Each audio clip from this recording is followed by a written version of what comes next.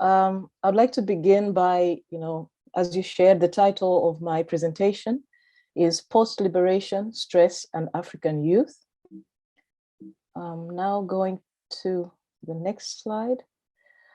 So just as a background, as we know, liberation theologies and liberation hermeneutics have been in existence for less than a century, but have already made a major impact on issues of social justice around the world. Primarily, in life-affirming theologies, encouraging of holistic human flourishing, and, focusing on a justice-based approach. So this is the background of where I am going to make my criticism.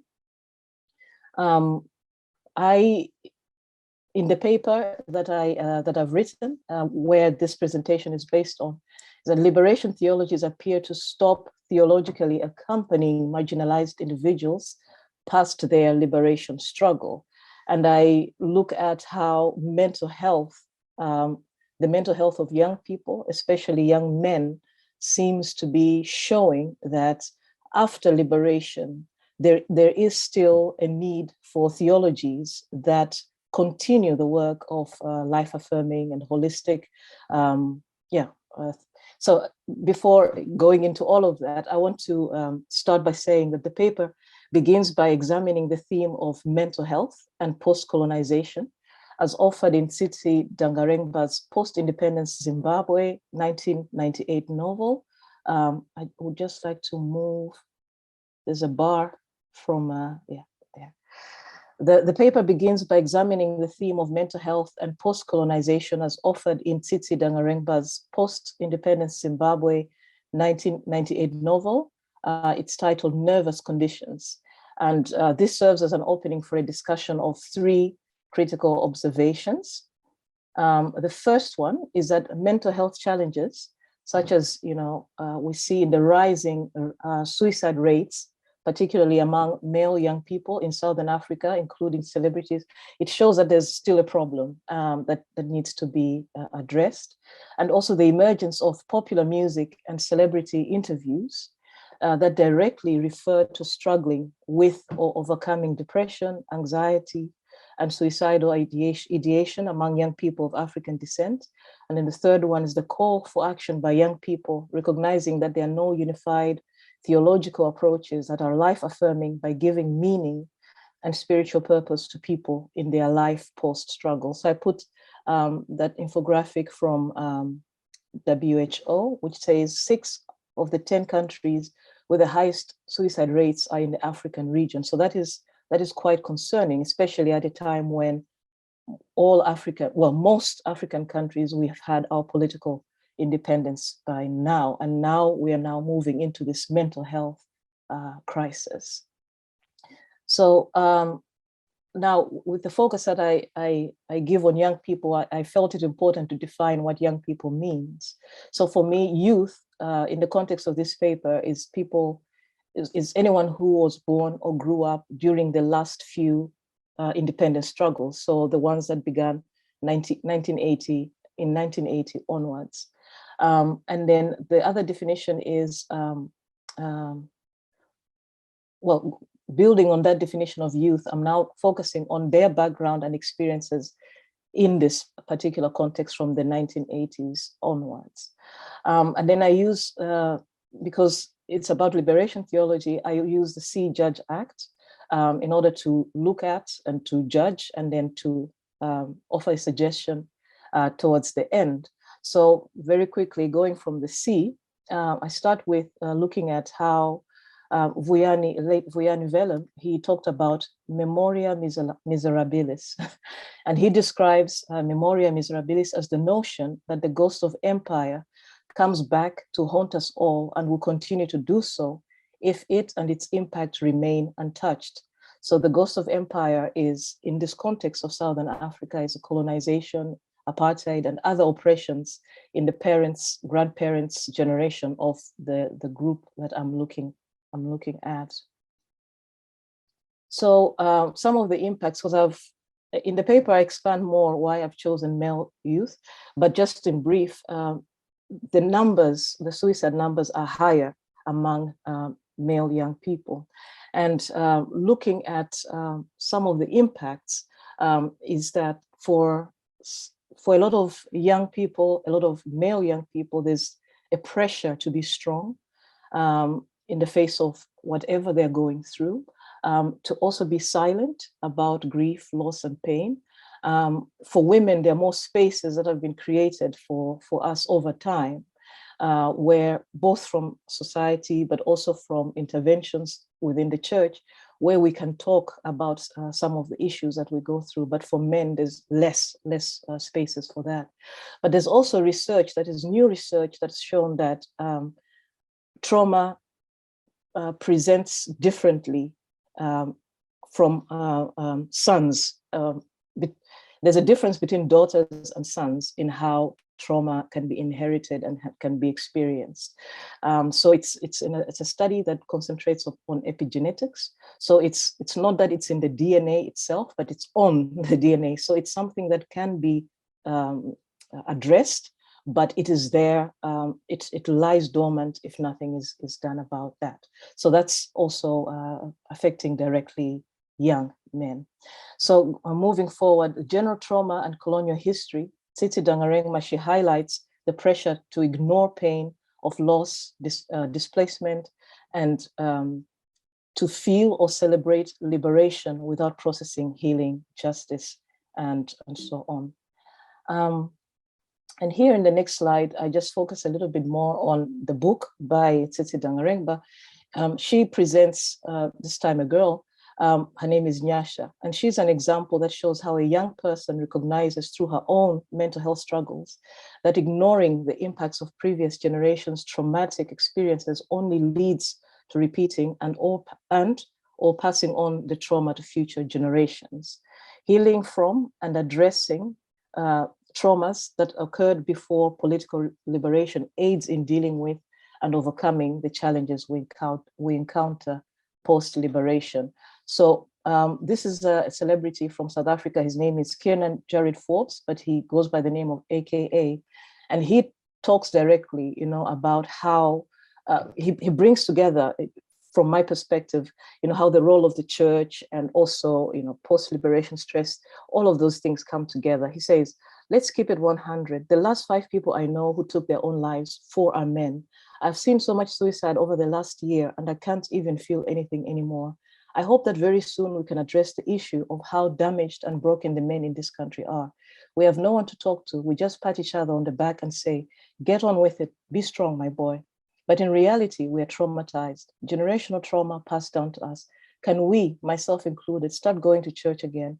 Look at the stats. We are taking our own lives at record highs. Something has to change. And then there are different celebrities we can look at, but I just chose these 2 examples. And this is one from Malawi, and he survived a suicide attempt. And in the song Chisoni, which he wrote afterwards, he asked the question. He explains a male perspective on how personal relationships play a role in the trauma. So he talks about mental health problems being brought on by losing a relationship due to a change in financial circumstances. And this is highlighted among males who are accustomed to the gendered expectation of being a provider for their partner and families. And he asked the question, was this how it was for past generations?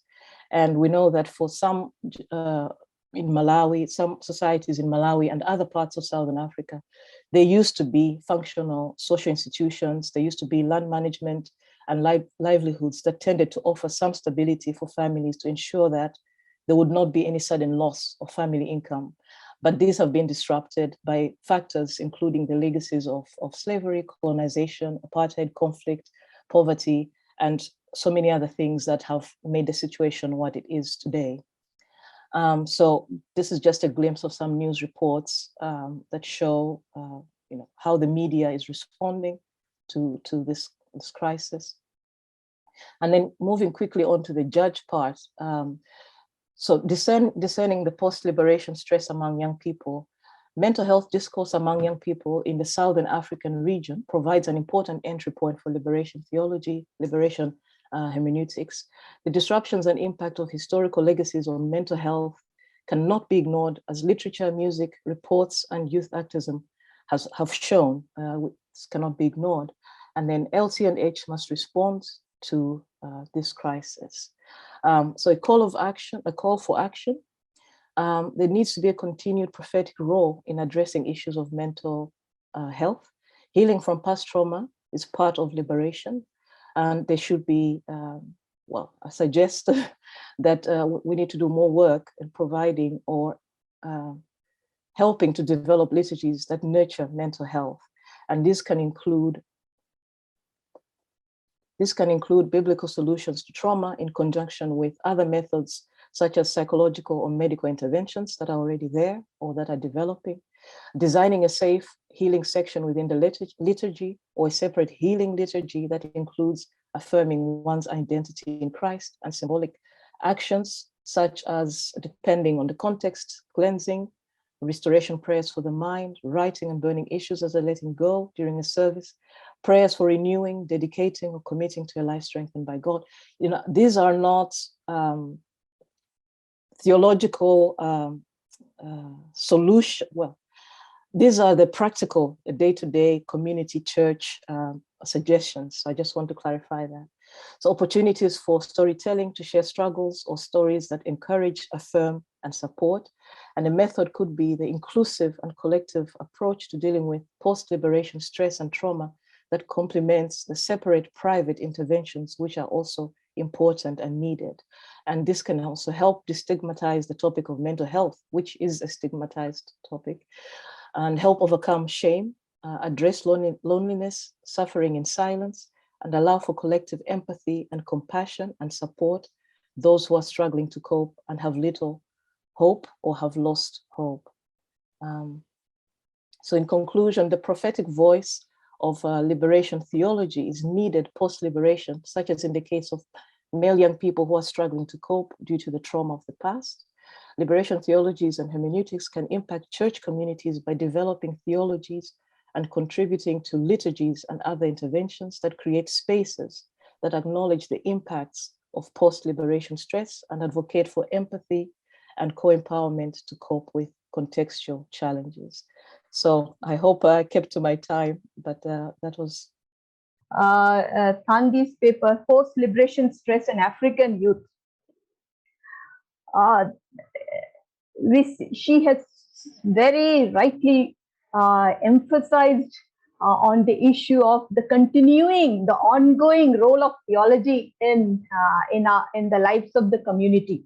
It's not just theology liberating people from a certain issue or a certain slavery at a particular point of time, but rather theology, liberation theology, need to be continuing, need to be an ongoing process.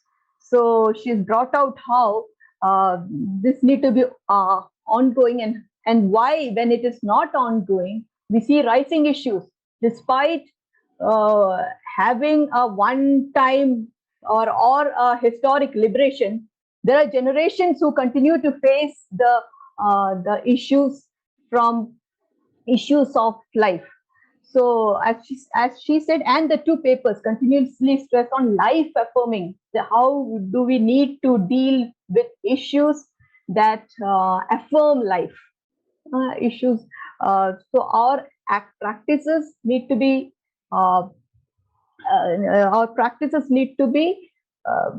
evaluated, or it needed to be seen that how is it leading to life? How is it affirming life? Especially with related to mental health issues. It is a rising issue. It is mental health, especially with the African perspective, as she pointed out, rising male suicide. Now, one of my observation was, it's there in our part also, how rising suicides is because one reason can be the stereotypes. As she said, male are increased. So the stereotypes that we ascribe to males, like males need to be strong, you need not speak up, you just have to be silent, you are acting, and so that inbuilt pressure is causing. So all these conditions is asking us to reevaluate uh, our understanding of the person. So theology of a person. So theology of human. Should it be gendered, or should we see it as human? So focusing on this suicide rates. She's so passionately presented this pressing issue, and we need to look at it. Now, one of the solutions is, see, I was just thinking, the recently this thing is coming up now. The mental health is coming up, and it is being talked now. And that is one good thing, that it is being talked. It's no longer a hushed up matter. If I am facing some mental issues, I can talk it out. I mean, it's slowly coming up because of the rising thing. So it need not be hushed up. It affects everybody. It affects everyone.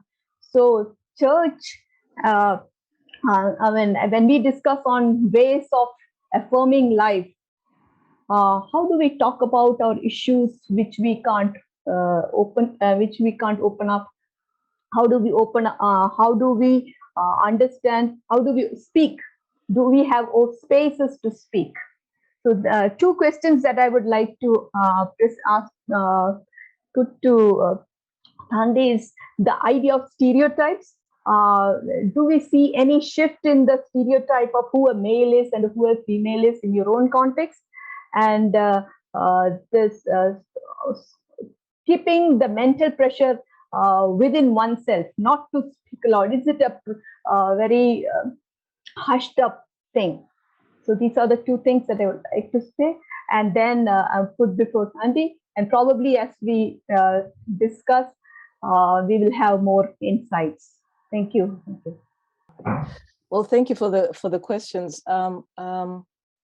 Yes, I really appreciate that you touched on celebrity there, because I think celebrities, they capture all the stereotypes and all the images of, you know, what it means to be a man and how to, you know, how to stand out. And so the fact that a lot of the celebrities who have passed in the past few years due to suicide, if we talk about Double HP, Ricky Rick, all the ones that we know have passed on, there was an image that was,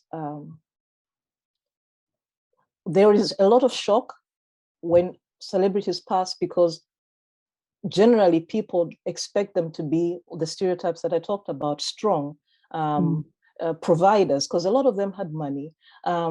So I think, to answer your question, perhaps I wouldn't want to say liberation theology created or is a strong part of the problem, but I feel like maybe the emphasis on systems, it is very important, but then it can provide a space to overlook the private, what we consider the private, which is mental health, because that's something that nobody sees. The effect when someone is rejected as a man, or somebody loses income as a man, what are the things that he goes through when he's at home? So those are the spaces that I feel like we need to put in a lot of effort as well, because the problems are still there. Patriarchy is still alive and well. And there's so many things that liberation theology has done well to highlight and to confront, but the private spaces, how to, and I think that's why I talk about liturgy a lot, because that is one of the things that touches into the private spaces of people when they go to church, when they pray.